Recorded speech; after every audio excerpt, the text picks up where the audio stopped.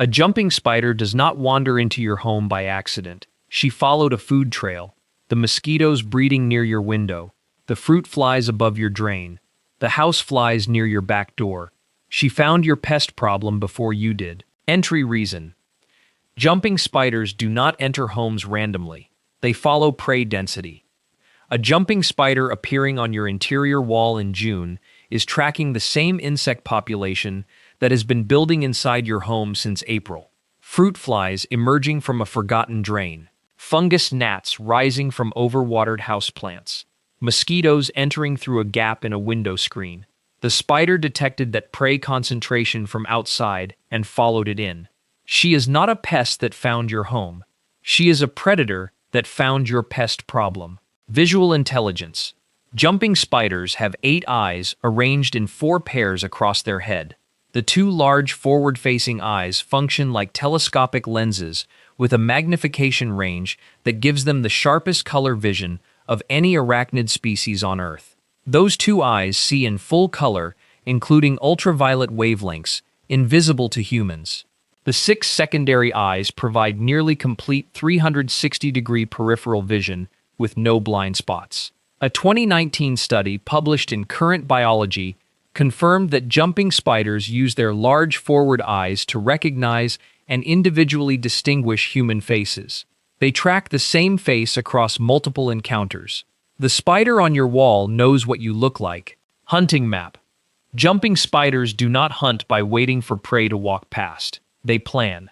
A 1995 study conducted by Forster at the University of Canterbury demonstrated that jumping spiders solve detour problems that require them to move away from visible prey in order to reach it from a better angle. They climb to a higher position, cross a surface where the prey is out of sight, and descend on the correct side to complete the attack. That sequence requires the spider to hold a mental image of the prey's location while navigating a route where the prey cannot be seen. It is spatial planning, the same cognitive process used by mammals navigating toward a remembered food source. Inside your home, she is building a 3-dimensional map of every surface, corner, and ceiling junction as she patrols. Prey list. A single jumping spider consumes between 2 and 6 prey items per day, depending on size and availability. Inside a residential home, that prey list includes mosquitoes, fruit flies, fungus gnats, house flies, clothes moths, carpet beetle larvae, small cockroach nymphs, and mites. Mosquitoes are her preferred target. The jumping spider Hacerius adansoni, one of the most common indoor species across North America, has been specifically documented hunting Anopheles mosquitoes in field research published in the Journal of Arachnology. She does not wait for the mosquito to land. She stalks it across vertical surfaces, calculates the jump distance with her telescopic eyes, and strikes before the mosquito detects movement. At a conservative rate of 3 kills per day across a 5-month indoor season, one jumping spider eliminates roughly 450 individual pest insects from your home without a single product or service call. Exterminator misidentification. Pest companies misidentify jumping spiders as a threat in the same service call where they should be identifying them as an asset. A technician performing a general pest inspection has a financial incentive to find problems. A jumping spider on a wall during an inspection becomes a spider infestation that requires treatment. That treatment is typically a pyrethroid spray applied along baseboards and window frames. The same surfaces the jumping spider was using to patrol for the pest insects the technician was supposedly there to eliminate. The pyrethroid kills the jumping spider within hours. It also kills the prey insects on those surfaces for approximately 3 weeks. After 3 weeks, the residual breaks down. The mosquitoes, flies, and gnats return. The jumping spider that was controlling them for free is gone. The technician schedules a follow-up visit. The pest company charged between $80 and $150 to eliminate the most effective pest control agent in your home and replace it with a chemical that lasts 3 weeks. Venom myth exposed. The jumping spider venom myth is one of the most effectively marketed fears in residential pest control. Pest companies routinely classify jumping spiders alongside brown recluse and black widow species in their inspection reports and sales literature. The venom compositions are not comparable in any medically meaningful way. Jumping spider venom contains digestive enzymes designed to liquefy the internal tissue of small insects. The protein structure of those enzymes does not interact with human tissue in any clinically significant way. The American Association of Poison Control Centers has never recorded a medically significant envenomation from a jumping spider in the United States. Not one documented case requiring medical intervention. A jumping spider will bite if physically compressed against skin, as any small animal will defend itself under pressure. The resulting reaction in most people is localized redness, lasting less than an hour. Pest companies place jumping spiders in the same treatment category as brown recluse, because the same treatment fee applies regardless of species. The fear justifies the invoice. The venom data does not justify the fear. Natural pest control proof. University research on spider populations in residential and agricultural settings consistently documents measurable pest reduction in areas with established spider activity.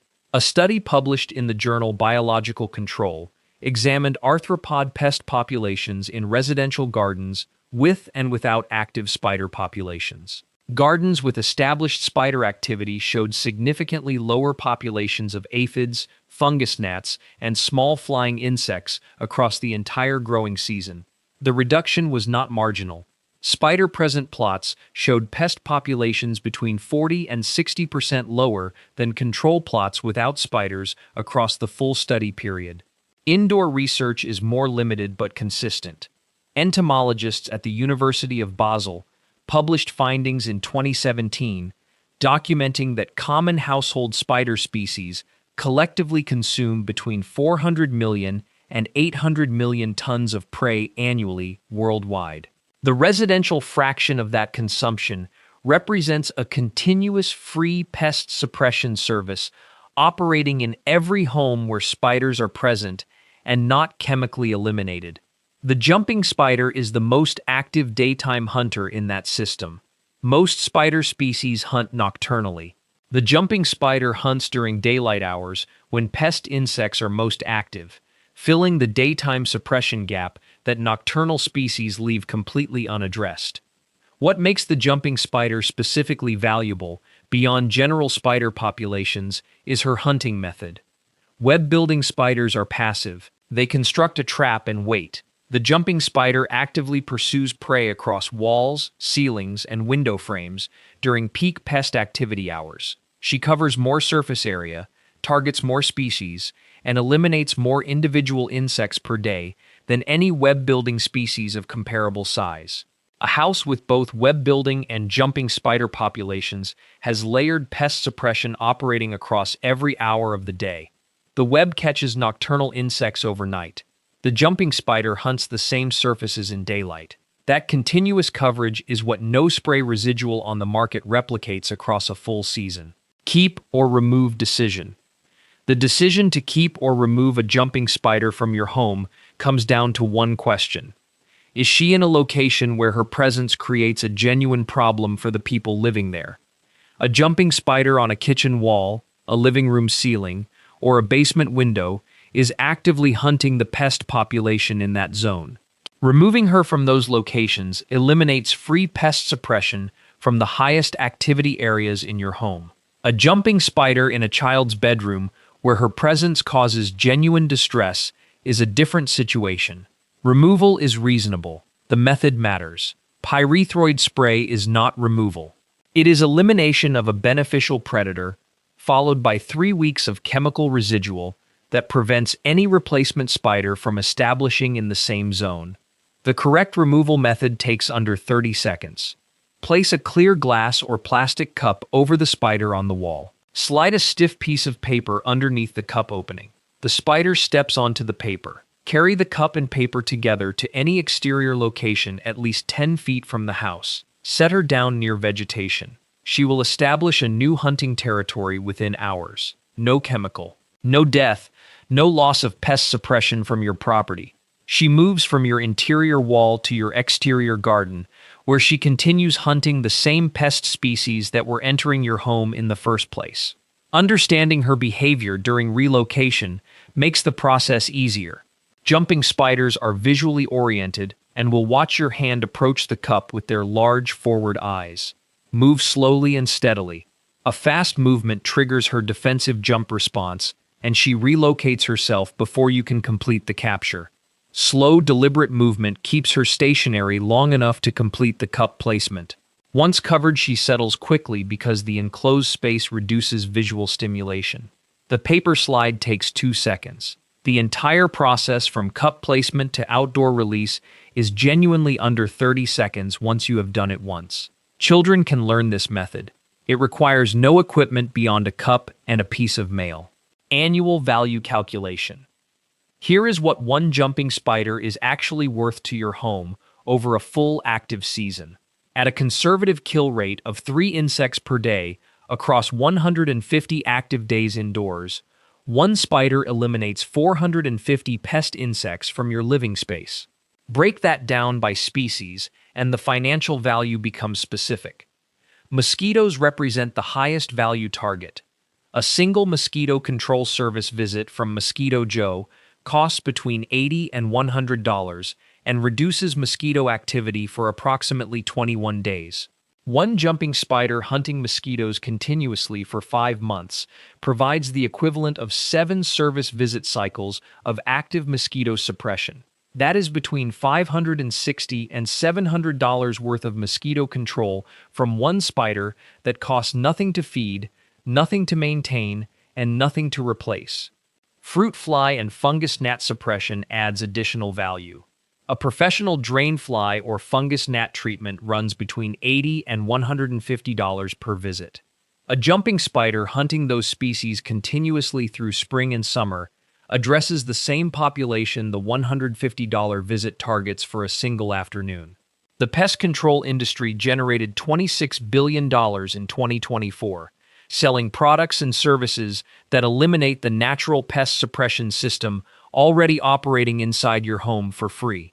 Every jumping spider killed during a general pest spray treatment is a free pest controller replaced by a pyrethroid that costs the homeowner $80 to $150 to apply and breaks down in 3 weeks. She was doing the same job continuously for 5 months at zero cost. That is the calculation the industry never puts in their inspection report. The replacement cost calculation makes the industry's approach even harder to justify. After a general pyrethroid spray eliminates the spider population in a home, that natural suppression system does not rebuild overnight. Jumping spiders establish territory gradually. A new spider entering a recently sprayed home encounters chemical residual on every surface she would use for hunting.